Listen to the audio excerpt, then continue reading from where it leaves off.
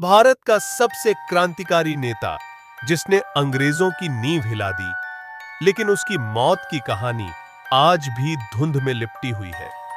क्या नेताजी की मौत प्लेन क्रैश में हुई थी या फिर वो जिंदा थे और किसी मिशन पर चुपचाप काम कर रहे थे? आधिकारिक कहानी लेकिन अधूरी।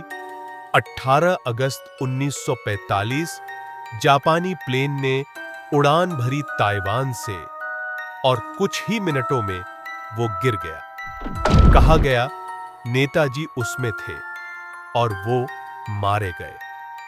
लेकिन सोचिए, एक ऐसा नेता जिसकी मौत की कोई तस्दीक नहीं हुई, ना फोटो, ना बॉडी, ना ही अंतिम संस्कार के पुख्ता सबूत। क्या ये एक दुर्घटना थी या एक कवर अप? पहली थ्योरी, सोवियत कनेक्शन। कुछ इतिहासकारों का दावा है कि नेताजी प्लेन क्रैश में नहीं मरे थे, बल्कि वो रूस चले गए थे, सोवियत यूनियन। वहां स्टालिन से समर्थन लेने की कोशिश की गई, लेकिन माना जाता है कि स्टालिन ने उन्हें डिटेन कर लिया और फिर वो कभी वापस नहीं आ पाए। पर रूस ने कभी इसकी पुष्टि नहीं की। क्या वो भी इस रहस्य में शामिल थे? गुमनामी बाबा। फैजाबाद, अब अयोध्या के इस रहस्यमयी बाबा के पास वो हर चीज थी जो नेताजी से जुड़ी थी।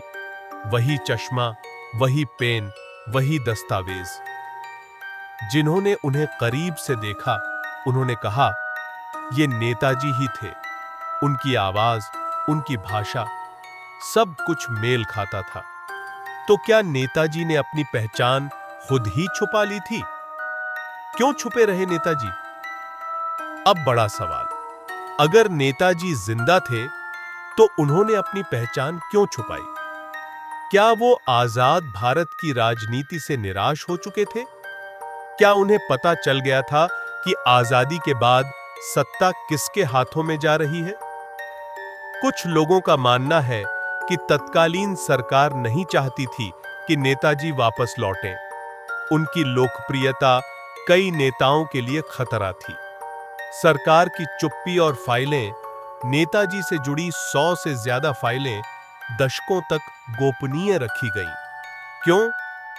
2016 में कुछ फाइलें सार्वजनिक की गईं, लेकिन उनमें से ज्यादातर अधूरी और एडिटेड थीं।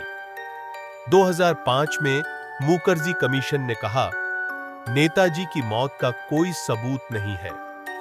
फिर भी भारत सरकार ने उस रिपोर्ट को खारिज कर दिया। फैसला आपके हाथ में है। क्या नेताजी का अंत एक हादसा था या एक साजिश? क्या वो गुमनामी में जीते रहे ताकि देश पर और आघात न हो? जो भी हो, एक बात तय है, भारत ने न सिर्फ एक महान नेता खोया, बल्कि एक ऐसा सच भी जो अब तक उजागर नहीं हो पाया। आपका क्या मानना है? नीचे कमेंट करें, वीडियो को शेयर करें और नेताजी को वो इज्जत दें जो उनका हक था।